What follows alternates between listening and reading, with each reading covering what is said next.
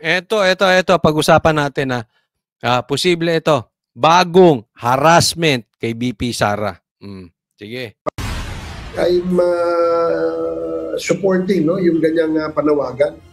Mas gusto ko nga na magkaroon tayo ng definition kung ano ba talaga ito. Pag nagsasalita si Barbers, honestly, ako lang opinion ko ito sa akin lang. Pag nagsalita to si Barbers, duda na ako.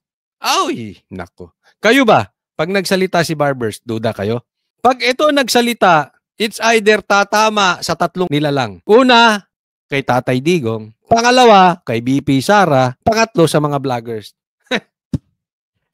Ewan ko. Sige, kayo. Ano opinion nyo? Pakilagay. Pag nagsalita to, anong nasa isip nyo? Nang sa ganun, hindi tayo tinatawag na family corporation. Kabilang si Surigao del Norte second. Bigla-bigla si Barbers. Bigla-bigla ang mga congressman gustong galawin ang Dynasty Law. I smell something fishy. Fishy. District Representative Robert Ace Barbers sa mga kongresistang pabor sa pagkakaroon ng batas kontra political dynasty sa bansa. Sa ganitong paraan anya, mas magiging maayos ang definisyon nito at maitatakda ang limitasyon sa pagtakbo sa anumang posisyon sa pamahalaan ng magkakapamilya o magkakamag-anak. Batay sa Article 2, Section 26 ng 1987 Constitution, kailangang tiyakin ang pagkakaroon ng pantay na access sa oportunidad na makapaglingkod sa publiko ang sinumang mamamayan at ipagbawal ang political dynasties na maaaring itakda ng batas. Gayunman, mag-aapat na dekada na mula ng pagtibayin ng Ito okay. So ang pinag-uusapan dito, dynasty. Meron na pong batas sa atin ngayon na about sa dynasty law. Hindi, ano po ba yung dynasty law? Para doon sa mga hindi nakakaalam, yung mga magkakamag-anak na nagiging halal ng taong bayan. Kaya lang, may batas man tayo dyan, ay ito po ay hindi pa nadidefine ng specific ano ba ang sakop nitong dynasty law na ito. Okay? Ngayon, etong naaamoy ko dyan. Bigla-bigla na lang issue sa kanila. Bigla-bigla na lang binubuksan. Alam mo, tingnan nyo tong mabuti. Dapat harangin natin to. Ako, against ako sa dynasty law. Pero duda ako rito. Kasi patatamain nila to kay BP Sara. Hindi nila pauupuin. Remember this. Inatake na nga nila si Tatay Digong, kinidnap, dinala sa Netherlands para hindi makapagkampanya dahil ayaw nilang mapaupo ang mga PDP senators. Binigyan ng impeachment si BP Sara. Para sa ganon ay hindi siya makatakbo muli sa kahit anong posisyon. In short, yung ginagawa nilang yan, in preparation para i-eliminate si BP Sara sa quotient because we all know that BP Sara sooner or later will be the next president in 2028. Sure ako dyan. Unless mamatay. Unless patayin si BP Sara. Pinipigilan ng vloggers. Kaya nga binubusalan na mga vloggers Si Tatay Digong ginalaw, may impeachment. Pero parang hindi. Doon sa tatlong yan, hindi sila nagiging successful. Walang gumagalaw. Talo sila, lumalabas. Kaya eto na naman ang mga pautot nila. Ang gusto nilang gawin, pagdating sa 20th Congress, kalampagin ng Korte Suprema, itong mga congressman natin para gumawa ng batas specifying kung ano ang nakapaloob doon sa dynasty law. At ito, itaga nyo sa bato. Ako'y naniniwala, ipagbabawal dyan na tumakbo ang anak bilang presidente. Kung nakatakbo na ang tatay at naging presidente na, ipagbabawal na yung anak. Ganyan ang kalalabasan yan. So pag nagawa yan sa 20th Congress, okay, yung susunod, after the election, nagawa nila yan. Kahit walang impeachment, hindi na magiging presidente si BP Sara. Dahil naisabatas nila. Naiintindihan nyo. Tatama yan. Duda na ako Duda na ako. Alam mo naman ang galawan ng House Ano sabi nila? Walang galawang House na hindi alam ni Tamba. At walang galaw si Tamba na hindi alam ni Marcos. Lahat yan magkukuntsaba. Paano Coach Oli? So, ang ibig ba sabihin, ayaw bumaba nila Marcos? Yes. Paano? Hindi ibig mo sabihin, paano si Sandro hindi rin siya makakatakbo? Bata pa, hindi pa siya talaga makakatakbo bilang presidente. Alam mong gagawin dyan, sa 2028, ang ipaplano nila dyan, si Tamba ang maupo. At habang nire-ready nila si Sandro, sa kanila papalitan ulit yung batas. Ang importante lang, ang importante sa kanila ngayon, etong 2028, hindi makaupo si VP Sara. That's why I keep on reminding you, hindi lang po senators ang importante sa atin. Even yung mga congressman, diyan kasi naikakampanya namin yung mga senator eh. Walang problema, nag-iikot kami sa Pilipinas. Lalabas pa nga, posibleng lumabas pa nga ako ng bansa para ikampanya ang PDP. Walang problema doon. Ang problema yung mga congressman. Distrito yan eh, kanya-kanyang distrito yan. Kaya sa bahay ninyo, napaka-importante, huwag niyong iboto yung mga mukhang ayuda. Huwag niyong iboto yung mga mukhang tambaluslos. Yung mga sip-sip dito, delikado po yan. Pag naipasa nila yan, tapos tayo dyan. Di ba? Kung malakas pa sila, maipapasa nila yan. Lahat po ng butas para hindi makaupo si VP Sara, gagawin nila. And that is very dangerous. Digang batas, ngunit wala pa ring legislative measure na naipapasa para tuluyang ipagbawal ang political dynasties. Kaya naman isang petisyon ang bagong Sino nagsasalita? Si Barbers. Nagsalita din dito. Ang Akbayan, nagsalita din dito. Si Franz Castro. Di ba? Lahat yan. Yang nagpapasa ng dynasty law na yan. Kaya ako duda nung sinasabi nila na binibira nila sa dynasty itong Tulfo. Alam ko, kunwari lang yun. Ibabalik din nila yun kay VP Sara. Naku, delikado. Hain sa Korte Suprema. Ito ay upang pilitin na ang Kongresong i-define o ipaliwanag ang political dynasty at magpasa ng batas upang tuluyan na itong ipagbawal. Inihain ang petition for certiorari at mandamus ng One Sambayan Coalition sa pangunan ni retired Supreme Court Associate Justice Antonio Carpio, iba pang cause-oriented groups at mga individual. May hamon naman ng mga miyembro ng oposisyon sa Kamara kay Pangulong Ferdinand. Sino nangunguna? Yan paturo-turo na yan. Si Raul, magsayaw ka na lang sa TikTok, Raul Manuel. Sino yung mga yan? Tingnan niyo yung picture. Mga kaliwete to eh. Sino yung gusto maghain? Tingnan niyo. To the left yan eh. Marcos Jr.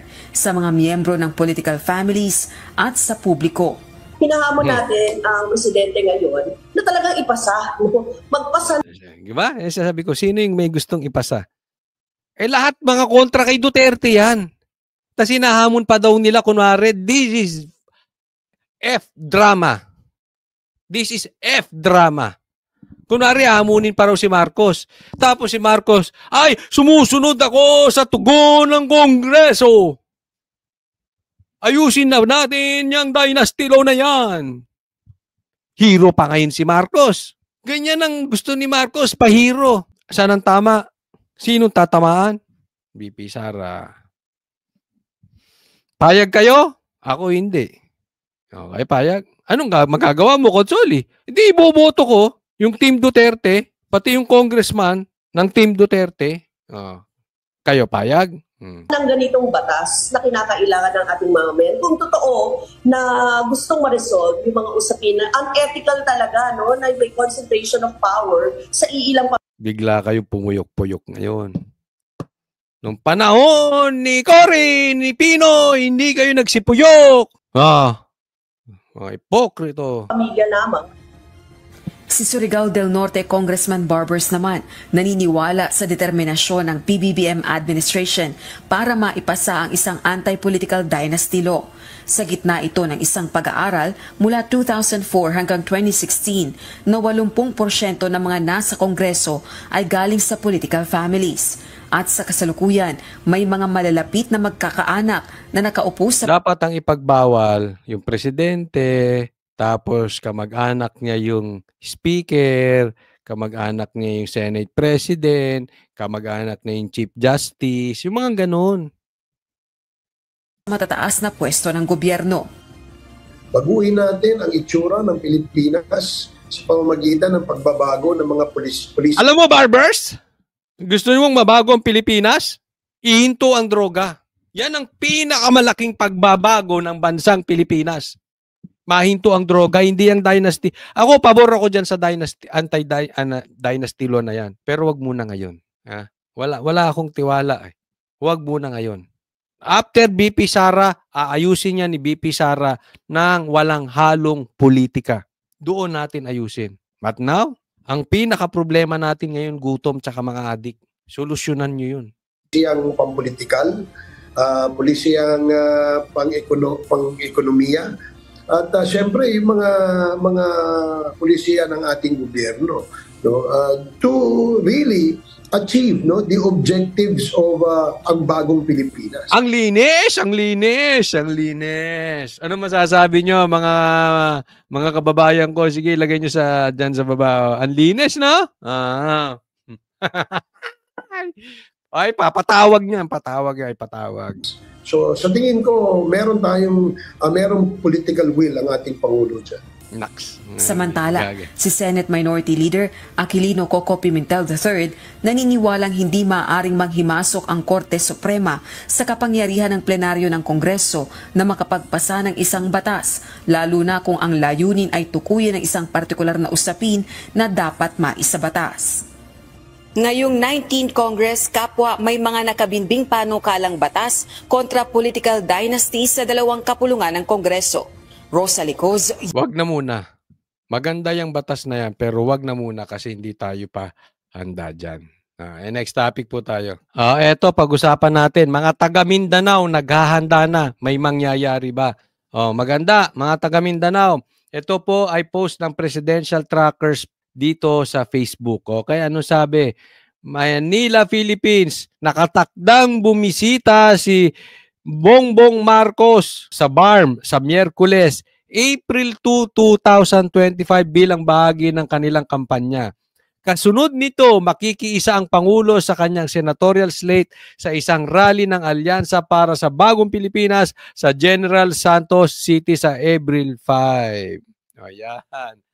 So ngayon, dadayo sa Mindanao at ang bobolahin ni Marcos ay mga taga Mindanao. Papayag ba kayong mga taga Mindanao? Kayong mga tinawag ng mga sahab-saharan. Papayag ba ang Mindanao? Sige nga. Ako meron ako nabalitaan, naghahanda na po. Ako sa katunayan, gusto kong pumunta dyan sa rally na yan. Lagi ako nagpipresinta. Sa SMNI, dali nyo ako dyan, okay lang.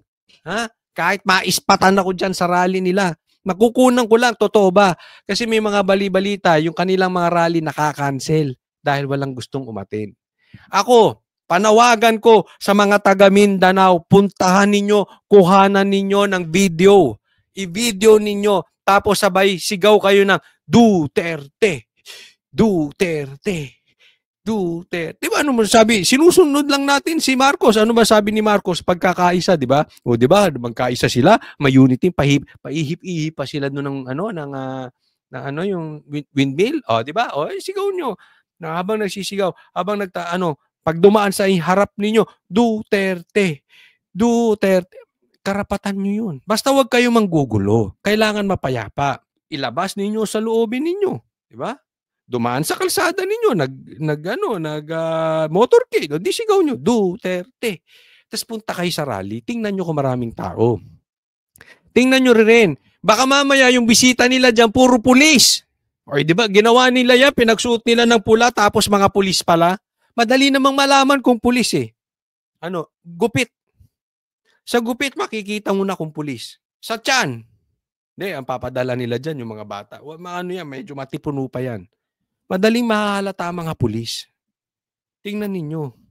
Baka kalahati ng crowd nila pulis. Basta kunan ninyo. Kasi pagkaunti na, hindi naman nila ilalabas yan eh. But anyway, ako may nabalitaan, naghahanda na daw ang Mindanao. Kayo naman ang liligawan. Kayo naman ang bobolahin. Di ba? Sigaw ninyo. Bakit ninyo kinidnap ang presidente namin na si Tatay Digong? Former president yun eh. Pinalibing yung tatay mo. Di ba? So, nasa sa inyo na po yan. No? But then again, sabi ko nga, meron yan. Alam mo, mahal na mahal. Yung nangyari po sa Davao na rally nung birthday ni Tatay Digong, napakatindi. Ang laki po, ang laki. At marami po mga politiko ang nabalitaan natin na ngayon, nakita na nila na kailangan talagang pumanig sila sa Duterte dahil ang mandato, ang susunod na mandato ay nasa Duterte. Malakas pa rin ang Duterte. No denying it.